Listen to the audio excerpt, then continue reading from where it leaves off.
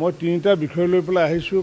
এই তিনিটা বিষয় হৈছে যে শোণিতপুৰ জিলাত মই পঞ্চায়তৰ গ্ৰামোন্নয়ন বিভাগৰ ৰিভিউ কৰাৰ লগতে আমাৰ যি food and civil supply department বা ৰেচন কাৰ্ডকে আদি কৰি এই বিষয়সমূহ পৰ্যালোচনা কৰাৰ কাৰণে আৰু লগতে একেলগে যিহেতু একেখিনি সময়তে কেবিনেট যিহেতু আয়োজন কৰিছে মাননীয় মুখ্যমন্ত্ৰী ডাঙৰীয়াই, তেখেতে দিল্লীৰ পৰা থাকিব আৰু ভাৰ্চুৱেলি আমি আমাৰ মন্ত্ৰীসকলে য'তে আছে তাৰ পৰা অংশগ্ৰহণ কৰিব। গতিকে মই আজি তেজপুৰৰ পৰাই এই কেবিনেটত অংশগ্ৰহণ কৰিম আৰু অহাকাইলৈ মই আমাৰ ভাৰতীয় জনতা পাৰ্টীৰ শোণিতপুৰ জিলা সমিতিৰ এক সাংগঠনিক বিষয় লৈ পেলাই এখন সভা এখন আছে। এই তিনিটা বিষয় লৈ পেলাই মই শোণিতপুৰ জিলাত আহিছোঁ।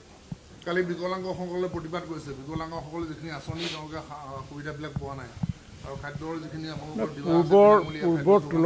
পূৰ্বৰ চৰকাৰৰ তুলনাত আমাৰ ভাৰতীয় জনতা পাৰ্টীৰ নেতৃত্বৰ চৰকাৰখনে ইয়াৰ পূৰ্বৰ যিখন চৰকাৰ আছিলে সৰ্বানন্দ সোণোৱাল ডাঙৰীয়া চৰকাৰৰ দিনতে আমি সেই দিব্যাংগ ব্যক্তিসকলক পেঞ্চনৰ ব্যৱস্থা কৰিছিলোঁ। তাৰপিছত আমাৰ মাননীয় মুখ্যমন্ত্ৰী ডক্টৰ হিমন্ত বিশ্ব শৰ্মা ডাঙৰীয়াৰ নেতৃত্বত যেতিয়া আমাৰ পীযুষ হাজৰিকা ডাঙৰীয়াই এই বিভাগৰ দায়িত্ব লোৱাৰ পিছত যথেষ্ট কেইবালানিও তেওঁলোকৰ লগত আলাপ আলোচনা কৰিছে। তেওঁলোকৰ যিটো বেকলেগ কোটা আছে, বেকলেগ কোটা পৰ্যন্ত ফিল আপ কৰিছে আৰু যথেষ্ট সহানুভূতিৰে যথেষ্ট মৰমেৰে আমাৰ মন্ত্ৰী পীযুষ হাজৰিকা ডাঙৰীয়াই তেওঁলোকৰ দাবীসমূহ ইতিমধ্যে পৰ্যালোচনা কৰি আছোঁ। যিমানখিনি পাৰে তেওঁলোকে কৰিছে। আগন্তুক দিনতো যদি কিবা থাকে, কাৰণ তেওঁলোকৰ কাৰণেতো আমি কৰিব লাগিব, কাৰণ যিহেতু মাননীয় প্ৰধানমন্ত্ৰী মোদী ডাঙৰীয়াই নাম ৰাখিছে দিব্যাংগ। গতিকে আমাৰ অন্তৰত আছে তেওঁলোকৰ সহানুভূতি। আমাক আৰু বেলেগ চৰকাৰে এই বিষয়ে কোনো কোৱাৰ প্ৰয়োজন নাই। নিশ্চিত ওপৰত আমাৰ চৰকাৰে যদি কৰিব নোৱাৰে আৰু বেলেগ চৰকাৰে কৰিব নোৱাৰিব।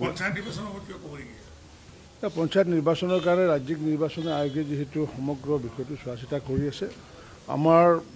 আমি দলে ইতিমধ্যে আমাৰ চৰকাৰে আমি সাজু হৈছোঁ আৰু সমান্তৰালভাৱে আমাৰ দলেও সাজু হৈছে। আগন্তুক দিনত আমাৰ ৰাজনীতি মুক্ত পঞ্চায়ত গঠন কৰাৰ পিনে গৈ আছোঁ, যাতে যিকোনো মানুহে যাতে টিকট বঞ্চিত হোৱাৰ যি অভিযোগ থাকে, কাৰণ গঞা ৰাইজে কেতিয়াবা কি অৱসৰকালীন হৈ অহা ব্যক্তি এজনক নিৰ্বাচনত অংশগ্ৰহণ হোৱাটো বিচাৰে, কিন্তু তেওঁৰ পলিটিকেল এফিলিয়েশ্যন নাই, চিনাকি নাথাকাৰ কাৰণে ভাল মানুহ এজনৰ টিকটৰ পৰা বঞ্চিত হৈ যায়। যাৰ কাৰণে আমি এতিয়া ৰাজনীতি মুক্ত পঞ্চায়ত নিৰ্বাচন কৰিবলৈ গৈ আছোঁ।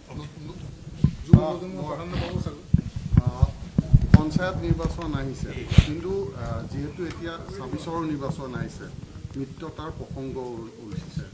এতিয়া কংগ্ৰেছ আৰু অখিল গগৈ মিত্ৰতা কেনেকুৱা হ'ব আৰু অগপ আৰু বিজেপিৰ মিত্ৰতাটো কেনেকুৱা হ'ব? এই বিষয় লৈ পেলাই আমাৰ ৰাষ্ট্ৰীয় সমিতি আছে, ভাৰতীয় জনতা পাৰ্টীৰ অসম গণ পৰিষদৰ কেন্দ্ৰীয় সমিতি আছে, UPPL দলৰো কেন্দ্ৰীয় সমিতি আছে। তেওঁলোকে বহি পেলাই ক'ত কিমানখন আসন বা কোনে কাৰ লগত ক'ত কৰিব, এই সম্পূৰ্ণ বিষয়ে ৰাষ্ট্ৰীয় সমিতি কেন্দ্ৰীয় সমিতি আলোচনা কৰি ল'ব।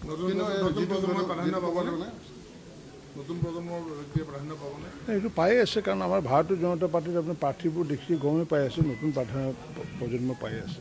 যিটো কংগ্ৰেছ আৰু অখিল গগৈ তেওঁলোকৰ কথা মই নকওঁ, কাৰণ কিয় সেইটো এটা যিটো তেওঁলোকৰ তৃতীয় মৰ্চা, চতুৰ্থ মৰ্চা, ঐক্যমঞ্চ, এইবোৰ কথা আমি আগতো দেখিছোঁ। আগতো মই কৈছোঁ এই বিষয় লৈ পেলাই। এইটো সময়ত আহে, এইবোৰ সময়ত গুচি যায়গৈ। কিন্তু ভাৰতীয় জনতা পাৰ্টী হৈছে সাগৰৰ তলি নিৰবিচ্ছিন্ন ঢৌ। এইবোৰ মৰ্চা তৰ্চা এইবোৰ হৈছে সাগৰৰ ওপৰত ঢৌ। এই নিমিষতে আহে, নিমিষতে মাৰ যায়। আৰু সেইকাৰণে আমি দেখিছোঁ নিৰ্বাচন আহিলে এইবোৰত মানে যিবোৰ কুচকাও চলেগৈ, নিৰ্বাচন গ'লে যায়গৈ। কিন্তু ভাৰতীয় জনতা পাৰ্টী যিহেতু সাগৰৰ তলিৰ নিৰবিচ্ছিন্ন ঢৌ, গতিকে আমি যি সাংগঠনিকভাৱে যি কৰিবলগীয়া আছে নিশ্চিত ওপৰত কৰি আছোঁ। কিন্তু ২৬ত তেওঁলোকে চৰকাৰ গঠন কৰিম বুলি কৈছে। তেওঁলোকে কেতিয়া নকয়, অখিল গগৈনো কেতিয়া নকয়, গৌৰৱ গগৈনো কেতিয়া নকয়, কেতিয়া কোৱা নাই মোক সেইটো কওকচোন। আৰু আমি কেতিয়া কওঁ, আমি এইটোৱে কওঁ যে যেতিয়ালৈ আমি অসমৰ ৰাইজৰ হৃদয়ত থাকিম, তেতিয়ালৈ আমাৰ চৰকাৰ আহিব। কাৰণ কিয়, আমি শাসনত ক্ষমতাৰ কাৰণে নাহোঁ, আমি আহোঁ শাসনত সেৱাৰ কাৰণে আহোঁ। গতিকে এই কথাখিনি ৰাইজে বুজি পায়, যাৰ কাৰণে আমাক নিশ্চিত ওপৰত আগন্তুক দিনত যিহেতু নৰৰূপী নাৰায়ণসকলে যিহেতু আমি সেৱা কৰিছোঁ, গতিকে সেৱা কৰাৰ সুযোগ নিশ্চিত ওপৰত ২৬ মুখ্যমন্ত্ৰী হিমন্ত বিশ্ব শৰ্মা হ'ব। এই বিষয়টো লৈ নিৰ্বাচন আহি পোৱাৰ পিছত নিশ্চিত ওপৰত দলে ঠিক কৰিব এই বিষয়টো লৈ পেলাই। কিন্তু এতিয়া বিজেপিয়ে বিপৰ ৰাজনীতি কৰিছে বুলি অভিযোগ উঠিছে। এই বিষয়লৈ আমি ৰাজনীতি কৰিবলগীয়া একো নাই। কাৰোবাৰ যদি কিবা এই বিষয়ে ক'বলগীয়া আছে, কংগ্ৰেছ দলৰ যদি কিবা ক'বলগীয়া আছে লিখিতভাৱে জনাওক, বিপ যদি বন্ধ কৰিবলগীয়া আছে লিখিতভাৱে জনাওক, বিপ যদি মুকলি কৰিবলগীয়া আছে লিখিতভাৱে ভূপেন বৰা ডাঙৰীয়াই বৰা ডাঙৰীয়াই পত্ৰ দিলে চৰকাৰে সিদ্ধান্ত ল'ব। ন বিফৰ ভোজৰ চলিছে বুলি কৈছে, বিফৰ ভোজৰ ৰাজনীতি। এইটো বেলেগে কোৱা কথাষাৰ এতিয়া মানে যদি আপোনালোকে যদি মোক সোধে এতিয়া কোনোবাই শোণিতপুৰতো অভিযোগ আছে কোনোবাই বিফৰ কথা ক'ব, কোনোবা গাহৰি মাংসৰ কথা ক'ব। এতিয়া এইবোৰ লৈ পেলাই কিন্তু বিফ যদি বন্ধ কৰিব লাগে, যদি কংগ্ৰেছ দলৰ পৰা লিখিতভাৱে জনাওক, তেতিয়াহ'লে চৰকাৰে ব্যৱস্থা কৰিব। বিফ যদি মুকলি কৰি দিব লাগে সমগ্ৰ অসমত হাতে ঘাটে বজাৰে, তৃতীয়